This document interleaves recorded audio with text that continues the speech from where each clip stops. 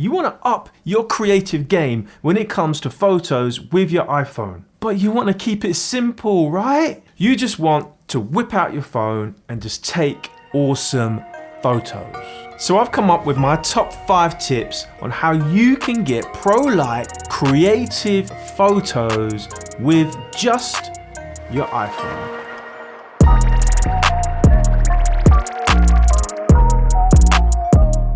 Hold up. Before we get started with these 5 tips, I want to go over a pre-tip. Is that a word? Pre-tip? Anyway, look, pre-tip, precondition, prerequisite, it's mandatory. Just make sure your lens is clean. There is nothing worse than taking a photo with smudgy finger, greasy stains on your lens, and you take a photo, it's all blurry, and you think, you know what, my phone is crap. Clean your lens before you start taking photos. Just clean your lens. But all you need to do is carry a small microfiber cloth with you everywhere you go. Stick it in your pocket, right in your little camera bag. Little cloth, whip it out, and just clean your lens. Please, mate, just clean your lens. So guys, before we get into the tips, if you like the channel, please consider subscribing, smash the like button, and let's get on with the video. So tip number 1, tell your story. This is probably the most important tip of the day.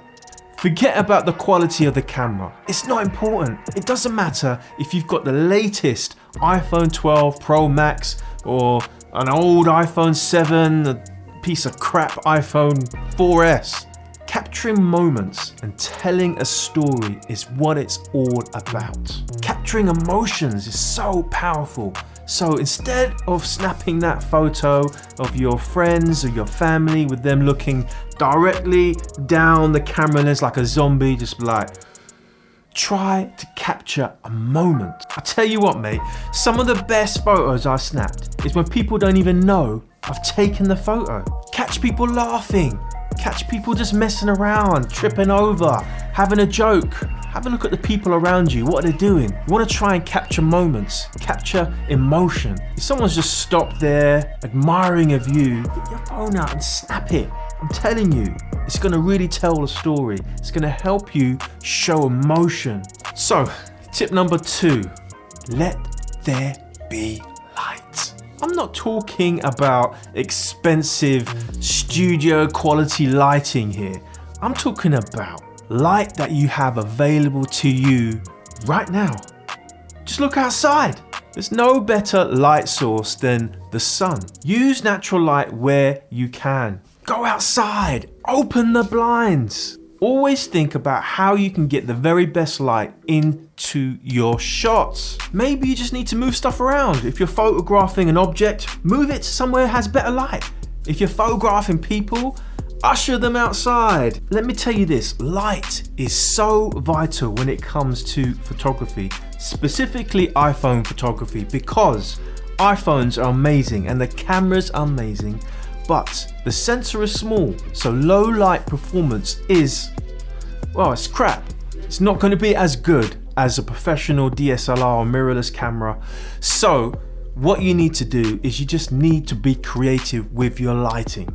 It's important to make sure you find good light that's soft. If it's a bright sunny day, you know, you got to try and find some shady spots, or if you're photographing people indoors and the light is very harsh, try and diffuse it. You can get these cheap diffusers off Amazon, or use a curtain. The bottom line is harsh light is not going to be great for your photos. Now, I know sometimes you're not going to be able to, you know, have the luxury of finding great soft light. Just remember that that's okay. Do the best you can. It's all about telling a story, capturing memories and moments. But if you can find good light, it's going to help you tell your story better. So tip number 3 is get low. Get low, get low, get low. So we talked about capturing moments, telling your story, getting that light to help you on the way. Another top tip is to get low. When you get low, you can create some interesting and amazing shots. Now, if you're an old bugger like me, right, you'd be thinking about your knees. You know what, sometimes I do struggle, but you don't always have to bend over, get on your knees to get great shots. Use stuff around in your environment. You know, you can rest your phone on something on the floor, set it on a self timer, use a low tripod.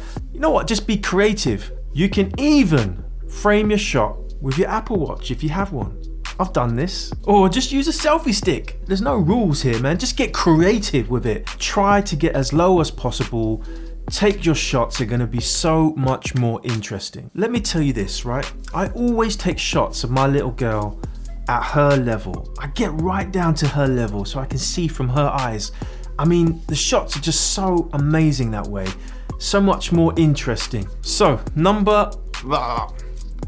tip number 4 is all about composition. Now there are loads of composition techniques in photography. Hell, you know what? I could probably create a whole video on photography composition. But for you beginners, I'm gonna cover my 3 top composition techniques that I think you need to master. You really do need to master if you're gonna take better photos with your iPhone. So these 3 techniques: natural framing, guiding lines, and the rule of thirds. Finding those natural frames, those guiding lines to take your photos to the next level is easy as pie. All you need to do is just stop, look around, get a feel for the environment that you're in. Most of the time, you're probably just taking out your phone, just snapping a photo, and then you're off.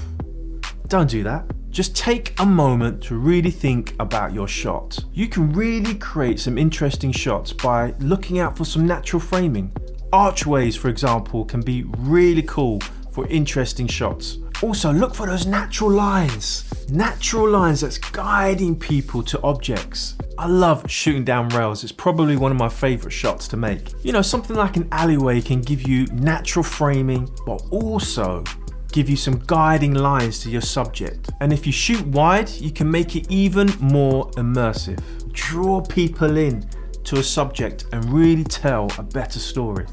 Now, the third composition technique that I think you need to master as a beginner is the rule of thirds. I'll probably cover this in more detail in a separate video, but simply put, you can create an interesting shot by just moving your object away from the center of the frame. But before we get into the rule of thirds, I highly recommend that you activate the grid in your iPhone camera settings. This is really going to allow you to master this technique. So once you have the grid activated, all you need to do is place your subject on one of the 4 intersecting points on the grid. Using the rule of thirds allows you to create dynamic, interesting, interactive shots. This composition technique can really bring the background and other parts of the environment into play. I've been using this for years, and it's probably the first photography composition technique that I learned. Some of the best photos that I've taken over the years has been using the rule of thirds. So finally, tip number 5 is all about being creative. Your photos should be a form of personal expression. You telling your story from your own eyes. Just remember this, there are no rules. So take risks.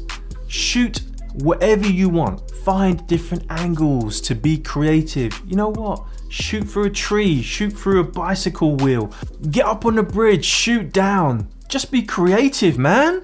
But you know what? Be safe, right? Don't go dangling from a tree and break your leg. There are no rules. It's all about your creativity, what your vision is, what your story is, what moments you want to capture. Just go to town.